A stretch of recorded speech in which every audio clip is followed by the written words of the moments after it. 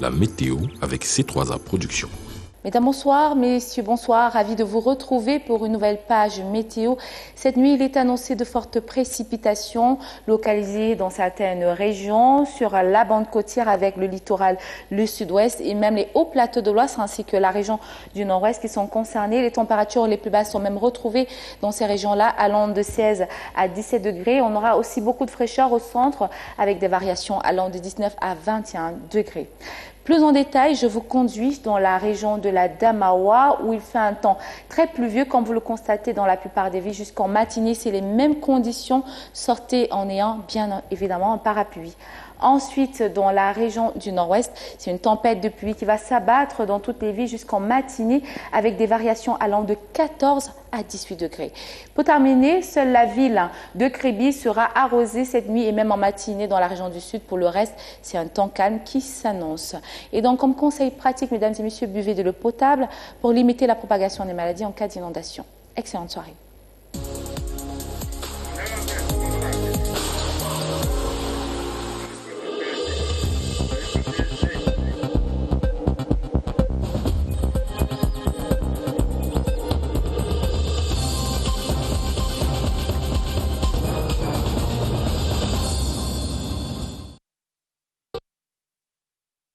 Du journal ce soir, il faut promouvoir l'écotourisme et valoriser les sites touristiques des zones rurales.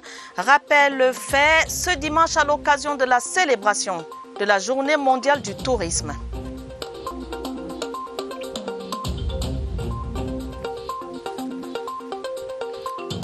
Un an juste après le grand dialogue national, quelles avancées, quelles victoires dans le cadre du désarmement et de la réintégration des ex-combattants. Arrêt ce soir dans les centres DDR du sud-ouest, du nord-ouest et de l'extrême nord. Stop à l'exportation du bois de grume. La mesure prend effet, ce sera dès janvier 2022 et sonne l'alerte du passage réel aux deuxième et troisième transformations du bois. Enjeux et efforts fournis. Dans ce journal, c'était les titres, les détails, c'est tout de suite.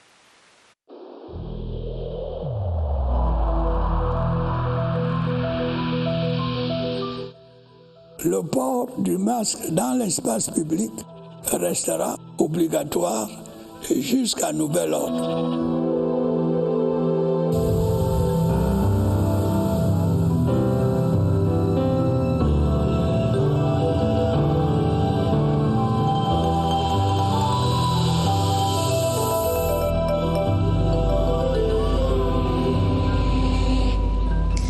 Bienvenue une fois de plus. Le développement du tourisme rural au cœur des manifestations de la 41e édition de la Journée mondiale du tourisme. Le secteur regorge d'importants atouts, mais tarde à décoller. Les acteurs mènent la réflexion sur les leviers à actionner. À l'occasion, le ministre d'État, ministre du Tourisme et des Loisirs, Bello Bouba Maïgari, a procédé à la dédicace d'un ouvrage intitulé « La profession hôtelière en zone SEMAC ». Alvin Giselze. Le tourisme est fortement impacté par la pandémie de la Covid-19. Les acteurs du secteur restent toutefois mobilisés. Ils ont le regard tourné désormais vers le développement rural et les activités touristiques. Le Cameroun doit profiter de ses atouts naturels. Nous pensons à développer des secteurs de notre tourisme qui doivent profiter le plus aux populations rurales, notamment à l'écotourisme. C'est donc un levier économique à saisir. Cette journée commémorative est également l'occasion pour les acteurs d'acquérir de nouvelles expériences. Ils disposent d'un guide de référence, La profession hôtelière en zone SEMAC, le nouvel ouvrage du directeur des loisirs au ministère du Tourisme et des Loisirs, préfacé par le ministre d'État Bello Bouba Maïgari. Après le coup de massue que la Covid-19 a apporté au secteur, il faudra que nous fassions preuve d'inventivité. Le Cameroun affiche son ambition de développer le tourisme rural, une stratégie gagnante si elle est suivie par tous. Au Cameroun, la Journée mondiale du tourisme se célèbre avec en toile de fond la question du potentiel riche et exceptionnel, mais malheureusement peu exploité de cette Afrique en miniature qu'est le Cameroun. Toute l'Afrique réunie dans un pays, le Cameroun devrait davantage valoriser cet avantage. Franck Evina. Cameroun, Afrique en miniature ou la synthèse des milieux naturels du continent noir. Oui, le pays rassemble dans ses 475 442 km² l'essentiel de ce qui s'offre aux visiteurs ailleurs dans le continent. Bref démonstration. Dans son immense forêt équatoriale, la réserve de faune et de biosphère du Dja, classée patrimoine mondial de l'UNESCO. Dans sa partie littorale, un écosystème marin exceptionnel, avec notamment des tortues marines qui viennent pondre sur le sable fin des plages de Bodje, près de Kribi. Et ce spectacle rare au monde, les chutes de la Lobé, le fleuve qui se jette directement dans l'Atlantique.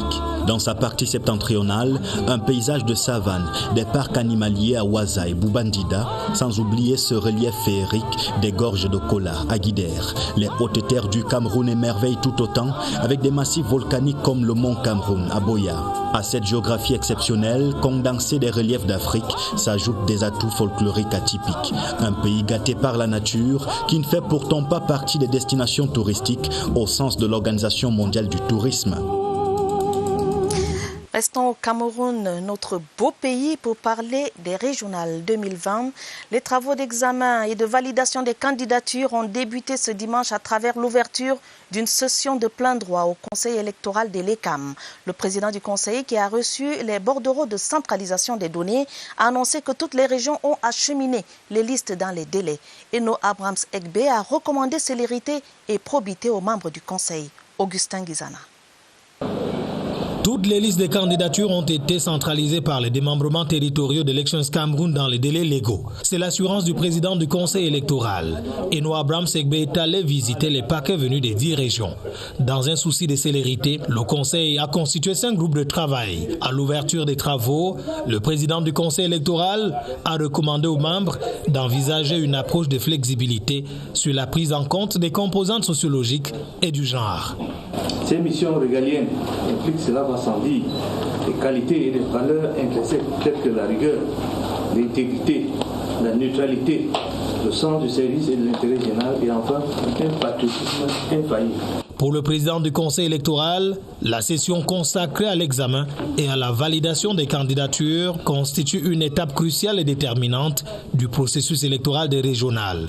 Les travaux relatifs à l'examen des dossiers de candidature devront déboucher dans quelques jours sur la publication des listes de candidats acceptés et ou enregistrés. Le conseil de l'ECAM a jusqu'au 7 octobre 2020 pour rendre sa copie. La suite de notre série sur le grand dialogue national un an après. Cap ce soir sur les centres de désarmement, démobilisation et réintégration. À Bamenda, dans le nord-ouest, le centre a déjà ouvert ses portes à quelques 151 ex-séparatistes qui reçoivent diverses formations visant la réinsertion au plan socio-professionnel. Valentin Kouadeux nous en dit plus. Ici, au centre DDR de Bamenda, vivent des hommes et des femmes ex-séparatistes. Pour leur socialisation, le changement de mentalité est un préalable. Quant à leur réinsertion socio-professionnelle, une bonne fourchette de métiers sont offerts. Coiffure, couture, informatique ou agriculture. Il y a une porcherie, il y a un poulailler. Nous faisons de la culture de plusieurs sortes de légumes. Une formation qui est d'un apport indéniable pour les ex-séparatistes. Avant d'arriver ici, on ne connaissait rien. Oui, mais ici maintenant, quand même, on peut faire un peu de tout. Le problème d'espace sera bientôt un triste et lointain souvenir. Il y a un très grand centre en construction avec une capacité de plus de 1000 ex-combattants qui est en finition vers l'aéroport. Le centre de désarmement, démobilisation et réintégration DDR de Bamenda reste ouvert et prêt à accueillir de nouveaux pensionnaires. Dans le sud-ouest, le centre de DDR est ouvert aux combattants qui déposent librement leurs armes. Le processus de réintégration est en marche. La main tendue du chef de l'État pour restaurer la paix est saisie. 36 ex-combattants issus de la première cuvée de pensionnaires sont sur le terrain depuis plus de 3 mois et les responsables se félicitent d'un feedback positif. Stéphane Tala. Centre de désarmement, de démobilisation et de réintégration de Boya. 36 ex-combattants issus de la première cuvée des pensionnaires sont sur le terrain depuis avril 2020. Ils ont commencé leur réintégration dans une seule localité, Douala. Ils sont aujourd'hui dans différentes structures à travers les régions. Le feedback que nous avons est qu'ils apprécient à sa juste valeur cette opportunité qui leur a été offerte. Le centre DDR de Boya abrite aujourd'hui plus de 100 pensionnaires qui bénéficient d'une formation dans les secteurs de l'élevage, la couture, la conduite automobile, l'agriculture et bientôt la coiffure. Selon les responsables, la bonne marche des activités du centre, malgré les difficultés parmi lesquelles la pandémie du Covid-19, devrait dissiper toutes les réserves exprimées par une certaine opinion. Aux combattants encore dans les brousses au sud-ouest de faire donc le bon choix. Une vie après l'extrémisme, c'est possible. Dans la région de l'extrême nord, les ex-combattants de Boko Haram du Centre national de désarmement, de démobilisation et de réintégration connaissent une réinsertion dans la vie active. L'État du Cameroun a mis tout en œuvre pour assurer leur réinsertion à Méry, dans le département du Diamaré. Abdoulaziz Amadou nous en dit davantage. Une vie nouvelle pour Boukar Madi, ex-combattant du groupe Boko Haram. Répondant à l'appel du chef de l'État camerounais, cet ancien djihadiste a décidé de bâtir son nouvel empire dans la mécanique automobile. On est arrivé ici au Cameroun, on a déjà appris le travail, tout notre travail, c'est déjà bon. Au centre de transit du comité de désarmement, de démobilisation et de réintégration des ex-terroristes situé à Méry dans le Diamaré, l'État du Cameroun, qu'appuient les Nations Unies, a mis tout en œuvre pour faciliter leur réinsertion dans le tissu socio-économique. Avec les différents sectoriels de l'État, nous avons identifié plusieurs autres métiers qu'il faut ajouter à ce qu'ils connaissent, notamment l'agriculture et l'élevage, notamment la menuiserie, la maçonnerie et le petit commerce. Le centre devant abriter tous ces ex-combattants sera construit à Mémé, dans l'arrondissement de Moura. Un espace d'environ 15 hectares a été gracieusement offert au pouvoir public par le lamido de cette localité. Je vous le disais dans les titres du journal, les ministres en charge des forêts en Afrique centrale engagent les États à arrêter dès le 1er janvier 2022 les exportations de bois en grumes.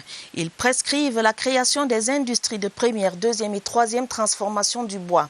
Des enjeux majeurs accompagnent cette décision, créer des emplois et protéger les forêts du bassin du Congo. Revisitons les avantages de cette mesure avec Cyril Kingembépé. La richesse du bassin du Congo est jusqu'à présent exportée à l'état brut. Il est désormais urgent de changer de cap. C'est une absurdité totale d'exporter du bois en grumes. Le bois en grumes, il n'y a absolument pas de valeur ajoutée. On accepte que la valeur ajoutée se fasse à l'étranger. Les avantages de la mesure applicable dès le 1er janvier 2022 sont d'abord économiques.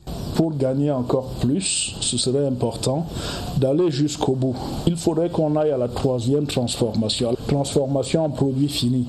On ne peut pas être un pays producteur de bois et importateur de produits finis en bois. La protection des essences des forêts de la sous-région est le deuxième enjeu majeur. Sur le plan environnemental, on pense que la mesure aura pour but de réduire les volumes produits. Donc on va sans doute, pendant quelques années, baisser la production, avoir donc moins de pression sur la forêt. 70% des essences exportées sont un bois de qualité. Cette mesure va permettre leur régénération. L'exportation du bois se fait massivement, un peu trop d'ailleurs.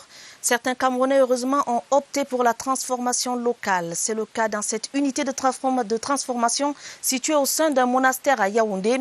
Là-bas, l'exploitation d'essences issues de nos forêts permet de livrer sur le marché des produits fabriqués localement. L'activité fait vivre des dizaines de jeunes gens. Franck Evina. Hauteur de Feubeu, le bruit des machines brise le calme du monde. Dans ce parc à bois, une panoplie d'essence séchée avant l'étape de la transformation. Nous recevons le bois en grume, mais dépiqué déjà. Nous avons les Iroko, les Landa, les Wenge, le Mwabi, les Muvungi, et il n'y a que les Ben et le Bibinga qui est entardé. Donc on n'a pas sur place. À l'unité de transformation, des jeunes en formation, mais aussi une trentaine de professionnels. Pour produire meubles, portes, lits, salons, ruches et autres cercueils, les équipements modernes prêtent main forte à l'ingéniosité des techniciens. Dans ce travail minutieux, l'expertise locale donne de la côte au Made in Cameroun. Ça, c'est ce qui vient de l'autre côté et on trouve dans les boucans. qui n'est jamais bois massif. Voici la différence. Le blanc-ci, ce n'est pas la même couleur. Vous voyez, ça c'est l'iroko. Et c'est la même couleur partout. Ça c'est le formica qu'on a plaqué. En fait, et on nous revend ça cher. À côté de la qualité garantie par l'utilisation du bois massif, il y a les opportunités d'emploi liées à la transformation locale. Des locaux à la hauteur des conseils régionaux. Le ministre de la Décentralisation et du Développement local y tient. Georges Elanga Obam était en prospection dans la région du Sud cette semaine. Charles Abosoloba de CRTV Sud pour les détails. À la veille des toutes premières régionales de l'histoire du Cameroun, les candidats se dévoilent et animent la scène politique. Mais la grande inconnue demeure l'immeuble qui abritera les sièges de cette nouvelle institution à Ebolova au soir du 6 décembre. Pour trouver une solution urgente, le ministre de la Décentralisation est venu personnellement prospecter. Georges Elanga Obam a visité 4 immeubles situés au quartier Newbel, Kovo, c'est dans les environs du marché Fumu. À chaque étape, le membre du gouvernement s'est renseigné sur les détails techniques, superficie, capacité d'accueil, confort. La descente a été clôturée par une réunion technique au service du gouverneur. Pas de déclaration à l'issue de ces assises, mais une certitude, l'immeuble choisi pour le prochain Conseil régional du Sud sera connu d'ici peu. C'est déjà la rentrée scolaire sur les axes routiers. Les éléments de l'opération contrôle, surveillance, répression de la gendarmerie nationale mènent une lutte acharnée contre les usagers indélicats. C'est également l'occasion pour les Pandores de veiller au strict respect des mesures barrières recommandées pour une rentrée scolaire sereine. Détail, Pierre Evembe. Animation amplifiée sur l'axe Yaoundé-Douala. La raison est simple.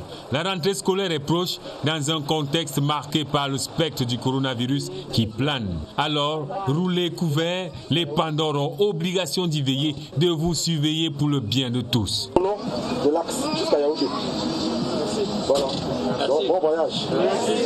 La sensibilisation reste une arme à résultat réel contre le Covid-19 sur les axes routiers pour une appropriation de la lutte. Mais ce n'est pas le cas des mauvais chauffeurs. Ici, c'est une répression à visage humain pour préserver les vies de la communauté éducative. Il a chevauché, lorsqu'on l'a interpellé, on s'est rendu compte que son bagage même aussi était mal habillé.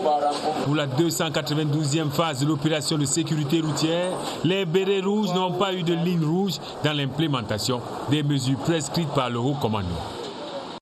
Des soins oculaires pour plus de 400 personnes à Komietotan dans la région du Sud. Elles sont vulnérables, âgées ou jeunes et ont bénéficié de consultations gratuites dans le cadre de la 21e étape d'une campagne d'ophtalmologie, une œuvre sociale du docteur Cheteux. Daniel Menanga. Komietotan, vu au microscope. Son diagnostic, cataracte, glaucome et d'autres pathologies de l'œil. Je remercie grandement notre élite. Il a soulagé nos maux, nos douleurs et nous sommes très très contents. Prise en charge réglée et cette fois 350 paires de lunettes distribuées. Fait marquant de la 21e étape de cette campagne gratuite. Le coût d'une opération comme celle-là à Yaoundé coûte 300 000. Elle a été gracieusement faite ici. Pas seulement une élite, c'est le chef de l'État qui nous a permis de le faire. Et il nous a demandé de participer au développement du Cameroun. Au bilan, l'opération enregistre en 7 ans plus de 8000 tests, 1080 chirurgies de l'œil effectuées. Mais le chemin de la vue assurée à tous reste. L'excellence scolaire primée dans la Sanaga maritime, les lauréats issus du primaire et du secondaire de l'arrondissement de Nguye ont reçu des lots de matériel scolaire et des kits anti-Covid-19, une initiative de Marinette Ngoyetna, députée RDPC. Le compte rendu de Pulchéri Até. L'appui de l'honorable Marinette Ngoyetna est destiné aux élèves qui se sont distingués par la qualité de leur travail ainsi que le résultat obtenu à la fin de l'année. Je suis très contente et je veux être toujours première. L'initiative du parlementaire contribue non seulement à créer une saine émulation au sein des élèves, mais vise également à tenir la pandémie du Covid-19 hors de la communauté éducative. Nous avons décidé que pendant notre mandat, nous allons nous occuper des jeunes et nous allons nous occuper à amener le plaidoyer vers l'État central pour le désenclavement de notre département. Le parlementaire a fait un détour à l'hôpital régional d'Edea pour remettre des kits anti-Covid au personnel soignant. Le fait qu'à la veille de la rentrée scolaire, Elle nous apporte des équipements, montre qu'elle suit bien cette épidémie. L'honorable Marinette Ngoyetna place son mandat sous le signe de la valorisation du potentiel humain.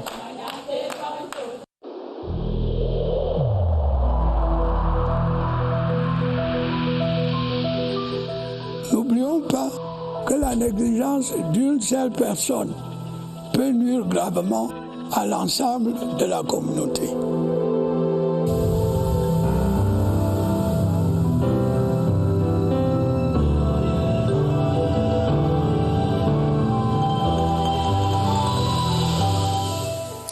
La riposte anti-Covid-19 au Cameroun cap sur la région de l'Adamawa où 2 districts de santé sont considérés comme étant l'épicentre de la lutte, Ngaoundéré urbain et Ngaoundéré rural, tandis que Bankim enregistre ses tout premiers cas. Allons en savoir davantage avec Évariste Yenga au centre des opérations d'urgence où il reçoit en visioconférence le docteur Zakariaou Aladi. Évariste Yenga, bonsoir, vous avez l'antenne, que doit-on retenir ce soir? Bonsoir, Atabadine Omar, c'est le 2e arrêt dans la région Château d'Eau du Cameroun, l'Adamawa, pour prendre le pouls de l'évolution de la lutte contre la pandémie du coronavirus. Nous recevons ce soir le délégué régional de la santé publique pour cette région, le docteur Zakari Yao Aladi. Docteur, bonsoir. Bonsoir. Ngaoundéré urbain et rural, est-ce que la lutte contre la pandémie n'est plus une priorité là-bas? C'est une priorité et la ville de Ngaoundéré, la menace de Covid-19 est toujours permanente car vous savez actuellement dans la ville de Ngaoundéré, le respect des mesures barrières est quasi totalement absent. La population ne porte pas le masque, ni les distanciations ne sont pas respectées, que ce soit dans les églises et les mosquées. Il n'y a pas le principe de lavage de mains. De toute façon, toutes les mesures barrières ont été abandonnées par la population. La menace reste permanente aussi car la ville de Ngaoundéré est l'épicentre de l'épidémie avec 309 cas sur les 396 que nous avons enregistrés.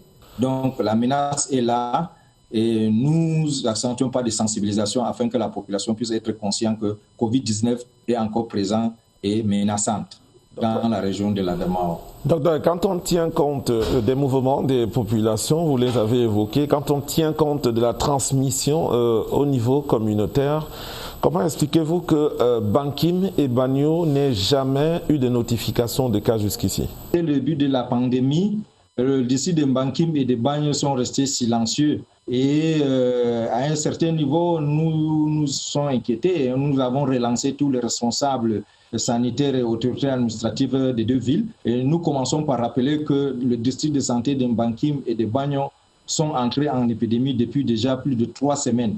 Plus précisément le 30 août 2020 pour le district de Bankim et le 1er septembre pour le district de Bagno. Actuellement, ces 2 districts ont enregistré chacun 3 cas sporadiques sur le cumul de 6200 personnes testées dans les 2 districts, pour un taux de positivité de 0,09. Docteur Zakari Yao Aladi, merci d'avoir accepté notre invitation et beaucoup de courage dans les actions de sensibilisation que vous menez contre les personnes qui n'arrivent pas à observer les mesures barrières.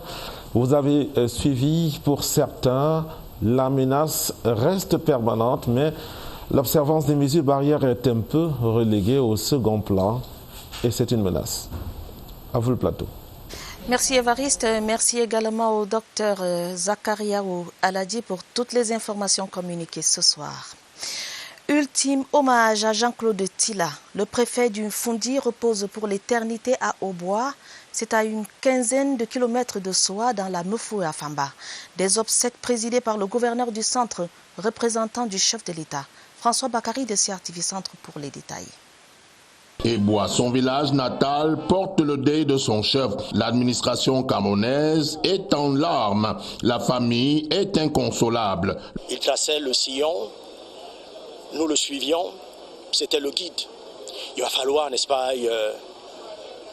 se redimensionner, se refaire une nouvelle vie. L'oraison funèbre prononcée par le représentant du chef de l'État et les autres témoignages s'accordent là-dessus. La vie de Tchila est un modèle, une école et un message. Le Cameroun perd un de ses enfants les plus importants, et particulièrement notre département, le département de la Mefoué-Famba. Il a été élevé à la dignité du grand cordon du mérite camerounais à titre posthume. Monseigneur Jean Barga, évêque métropolitain de Yaoundé, qui co-présidait la messe pontificale avec son collègue Alain Philippe Barga de Bolova, a prié pour que l'âme du disparu retrouve place dans la vie du Père pour une vie éternelle. Paix à son âme. Les patriarches Zomlo de la Mefoué-Akono, région du centre, invoquent les ancêtres pour une année scolaire sans Covid-19 ni violence. La cérémonie qui s'est déroulée dans la pure tradition Fambeti s'est tenue en Goumou et a permis également aux gardiens de la tradition d'élever des prières pour la paix et le développement du Cameroun. Barbara Padjama. Concentrés de pouvoir dans les feuillages de la forêt d'Ngoumou, les hommes lors de la Mefoué-Akono se concertent avec les ancêtres pour chasser loin des terres du Cameroun le Covid-19. Une maladie ne peut pas venir comme ça bloquer l'évolution de tout un pays. Les hommes là ont décidé de chasser cette maladie, coronavirus, de rentrer dans la mer. Dans le secret de la tradition, 15 patriarches tonnent pour mettre hors d'état de nuire tout esprit ennemi pour une année scolaire sans mauvais sort. L'école commence normalement demain sans inquiétude. Aucun de nos enfants ne pourra plus avoir cette maladie. Nous ne voulons même plus entendre parler de ça. Avec cette flamme, le Conseil des hommes lors scelle sa requête et l'élève d'une main solidaire. Cette note en éducation pour dire que dans le cadre de la communication gouvernementale, le ministre de l'Éducation de base, le professeur Laurent-Serge Etundingwa, donne un point de presse demain lundi 28 septembre dans la salle de conférence de son département ministériel, avec au menu la distribution gratuite de manuels scolaires aux écoles primaires publiques, ceci à travers le programme d'appui à la réforme de l'éducation au Cameroun. Dans la vie de nos municipalités, Simon-Pierre Ediba a été installé cette semaine à la tête de la commune d'Obala dans la Léké. Le nouveau maire devra assurer le bien-être des populations. Même son de cloche pour Gabriel Bienvenu Aya, le maire de Mengan dans le Nyon et Fumo. La synthèse avec Michel Renaud Ouanja. L'effervescence pour la confiance réaffirmée au maire Simon-Pierre Ediba, réélu pour un autre mandat. C'était cette semaine à Obala. À marge de l'aspect festif, les défis restent nombreux. Nous nous engageons avec détermination à poursuivre ce travail et nous pensons que quelques résultats ont déjà été obtenus. Nous nous engageons à les améliorer. Pour ce vaste chantier de développement, le maire et son équipe devront travailler en synergie. Prescription du numéro 1 de la Léquier.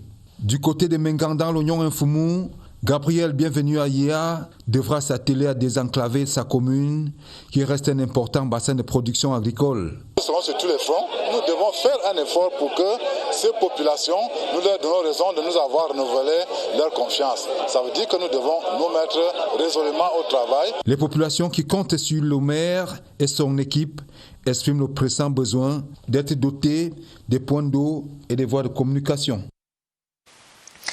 En sport football, la Ligue départementale du Nyon-Esso dans la région du centre s'enrichit d'un nouveau club, Green Sport. Créé il y a un an, le club a fait ses premiers pas sur la scène footballistique en début de saison dernière. Ce dimanche, les membres de Green Sport étaient réunis en assemblée générale. Rosalie Sofinke nous en dit plus. Feu vert pour Green Sport. Le jeune club de football monte au créneau en cette nouvelle saison sportive. Basé à Febe Village, le club évolue actuellement en Ligue départementale du Nyon-Esso et ambitionne d'atteindre l'Elite One en 4 ans. Green Sport, c'est un projet que j'ai fait pour moderniser le football camerounais, permettre à ces jeunes de rêver et atteindre le sommet du football. Les membres du bureau de Green Sport, le staff technique et les joueurs réunis en assemblée générale ce dimanche ont statué sur la meilleure façon de valoriser ce club de football. Au niveau de la structuration du club, on a notre stade qui est à notre disposition, même si c'est à minuit on peut jouer. On a un projet de lancer une salle de gym à l'année 2021, la salle de sport de Green Sport appartenant à Green Sport uniquement pour Green Sport. Le 9 octobre prochain, Green Sport va souffler souffler sur sa première bougie. La jeune association espère se démarquer des autres clubs locaux à travers son professionnalisme. Fin de ce journal préparé avec la collaboration de Étienne Pascal Azégué et Mirabel Tala. Prochain rendez-vous avec l'information, ce sera à minuit. Dès demain, retrouvez Estaki Matabot et Romuald de Tuis Ngok pour les éditions de 19h30 et 20h30 semaine. Juste après ce journal, ne manquez pas le rendez-vous de scène de presse. Madame, Monsieur, votre fidélité nous honore. Prenez soin de vous, prenez soin de vos familles. Bonne soirée et bon début de semaine à tous.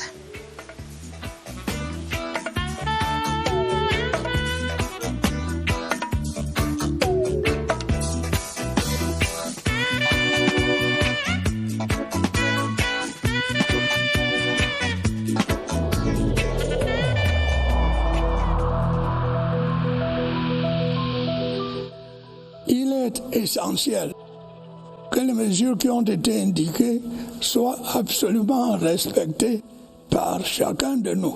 Lavez-vous régulièrement les mains à l'eau et au savon ou à l'aide d'un gel hydroalcoolique. Restez à au moins 1 mètre de distance des autres personnes, surtout si elles toussent, éternuent ou ont de la fièvre. Si vous avez de la fièvre, de la toux ou des difficultés à respirer, consultez un médecin.